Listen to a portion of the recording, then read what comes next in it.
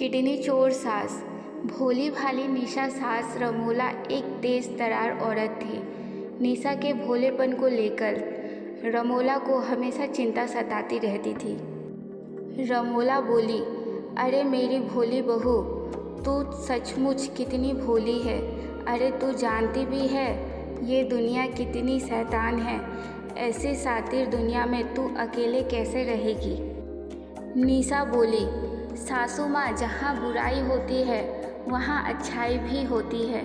इसी तरह जहाँ बुरे लोग होते हैं वहाँ कुछ अच्छे लोग भी होते हैं, पर हम कुछ अच्छे लोग भी बहुत कुछ कर सकते हैं। रमोला बोलती है, वैसे तेरी बातें ना मेरे सिर के ऊपर से जाती है, लेकिन एक बात तो मुझे अच्छे से समझ आ गई कि खून अपने खून पर ही जाता है।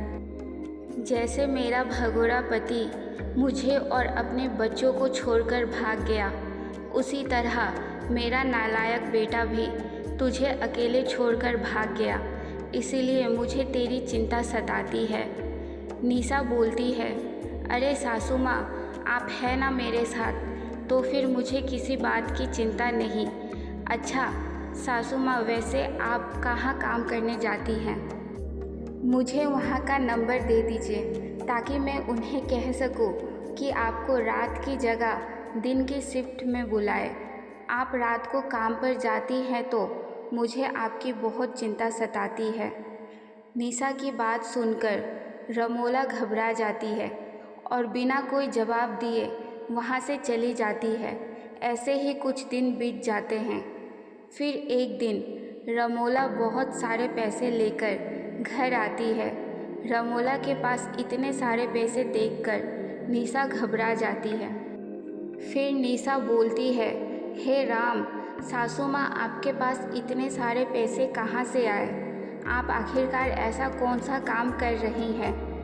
रमोला बोली, अरे बहू, ये मेरे पैसे नहीं हैं, मालिक के हैं। ऑफिस में सबको सैलरी बांटनी थी ना, तो आज काफ़ी स्टाफ ऑफिस नहीं आया था, इसीलिए उन्होंने मुझे पैसे दे दिए ताकि मैं सभी स्टाफ को ये पैसे बांट सकूं। निशा बोली, लेकिन सासू माँ, आप तो इतनी पढ़ी लिखी नहीं हैं, फिर आप सैलरी कैसे बांट पाएंगी? अच्छा, इसमें मैं आपकी मदद कर देती हूँ।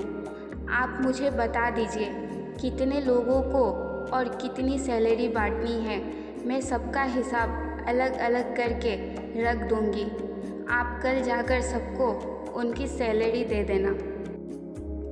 अपनी बहू के मुंह से ऐसी बातें सुनकर रमोला की आंखें भर आती है।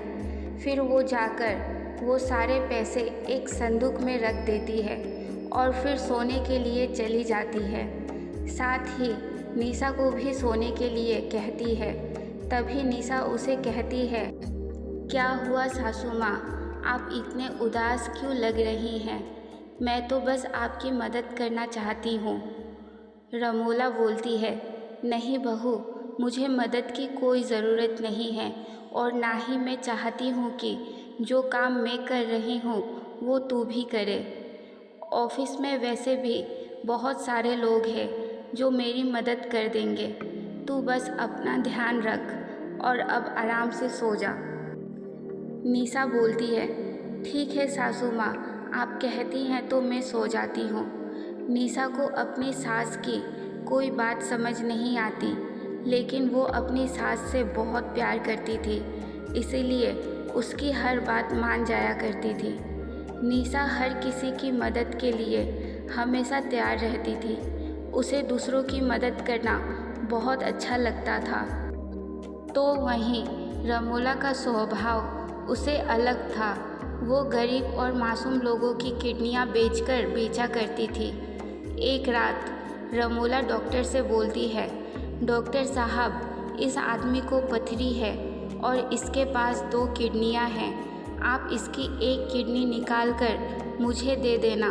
आपका काम मैं आज रात को ही पूरा कर दूंगी। डॉक्टर साहब बोलते हैं, तुम्हें देने का क्या फ़ायदा, इतना रिस्की काम करता हूँ और तुम हो कि सही से मोल भाव भी नहीं कर पाती।